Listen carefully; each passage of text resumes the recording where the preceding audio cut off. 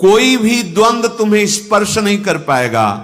निराशा, चिंता, भय, विषाद, कामना, वासना, ये सब क्षीण होने लगेंगी केवल भगवत सन्मुखता। जब तक तुम भगवान की तरफ पीठ किए हो और संसार भोगों की तरफ मुख किए हो, तो तुम कुछ भी कर लो, तुम्हें सुख शांति मिलने वाली नहीं। जितना जितना तुम भोग संग्रह, धन वैभव एकत्रित करोगे, उतना ही अशांत और चिंतित और शोकित होते जाओगे। ये महापुरुषों की बात है, देख लो अपने हृदयों को। जितना तुम भोगों की तरफ बढ़ोगे, परिणाम में ये दोष तुम्हारे अंदर आएंगे। जैसे भगवत सन्मुखता, तो कैसे जाने भगवत सन्मुख है? तो बोले जो ही तुम भगवत सन्मुख होगे तो तुम्हारा एक एक क्षण नवीन उत्साह, नवीन उत्कंठा, दिव्य शक्ति और दैवी संपदा, शांति, समता, वैराग्य, प्रेम और संतों को देखकर अपार सुख, ऐसा ये भगवत सन्मुखता का लक्षण। अब यहां बता रहे, चाहे जितना तुम धन वैभव भोग एकत्रित कर लो, भगवत विमुख हो, तुम्हें कभी सुख शांति नहीं मिल सकती। भगवत विमुख का लक्षण क्या है? भय, विषाद, चिंता, राग, द्वेष, वैर, अशांति, द्रोह, दंभ, पाखंड, परिग्रह, हिंसा, कामना, वासना, ममता, दुर्गुण, दुर्विचार, भयानक दुख, ये भगवत विमुख के लक्षण हैं। जो भगवत सन्मुख होता है, एक भी उनके हृदय में नहीं होते। ये जाचो जाचो, अंदर जाचो।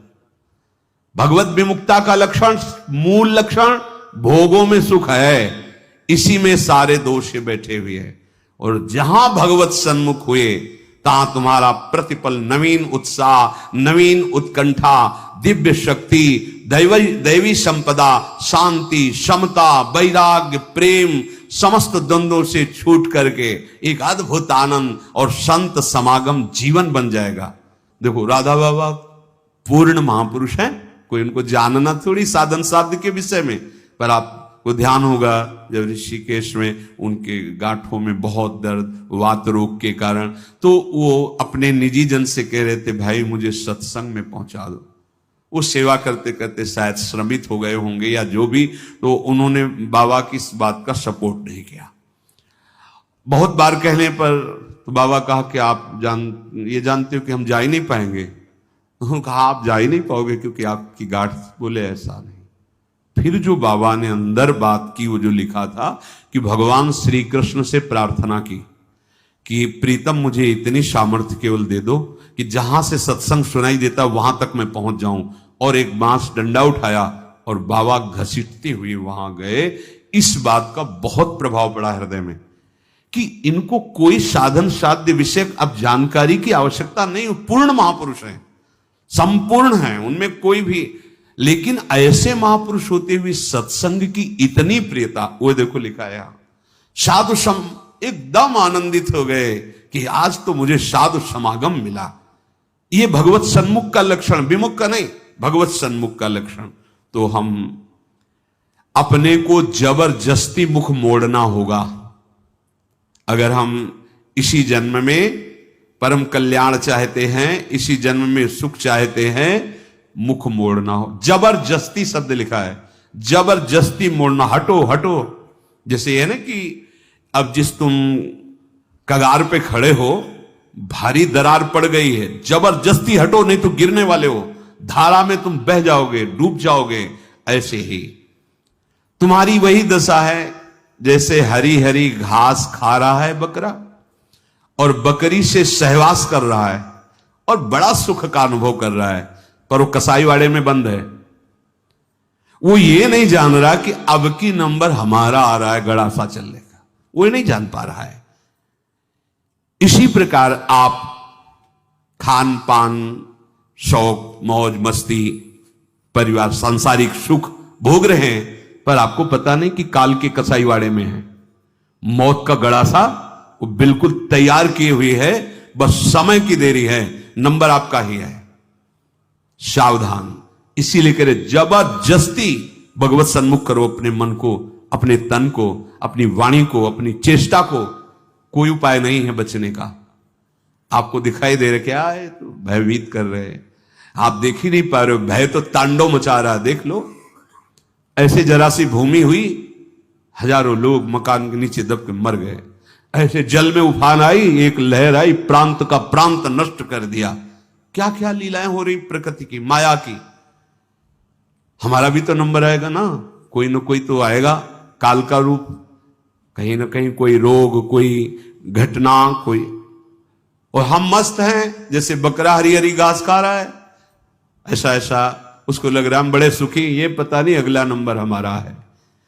तुमको बिना सूचना दिए, बिना राय के तुम्हारी मृत्यु तुम्हारा नाश कर देगी।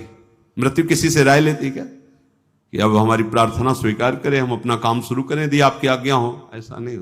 अगर ऐसा हो तो कोई तैयार नहीं होगा, कोई नहीं तैयार होगा। बिना आपको सूचना दिए, बिना आपकी राय के वो आपका नाश कर देगी मृत्यु। इसलिए वो सहसा आप पर आक्रमण करेगी, उसके पहले आप सावधान हो जाओ। अब वो कब करेगी कुछ पता नहीं है, इसलिए आपको अभी से, इसी सेकंड से सावधानी करनी है। क्या? एक एक वृत्ति को कृष्णाकार कर दो, प्रियालाल के चरणों में लगा दो। बुद्धिमान उपासक सावधान, तुम्हारी जन्म के साथ ही मृत्यु पैदा हो चुकी तुम्हारी।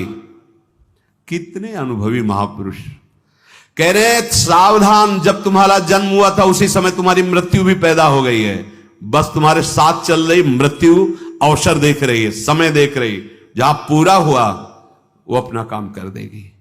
इसलिए प्रतिक्षण तू मृत्यु की दृष्टि में है,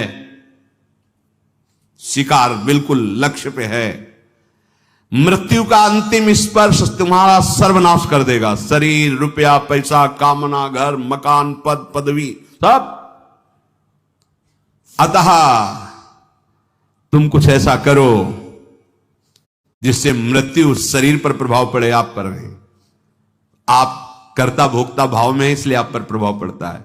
वो क्या है? इस चक्र से सदा छूट जाने के लिए एकमात्र सब ग्रंथ, सब संतों, सब पंथ का निर्णय है सतत भगवत भजन, सतत भगवत चिंतन, प्रभु के आश्रित होकर प्रभु का भजन।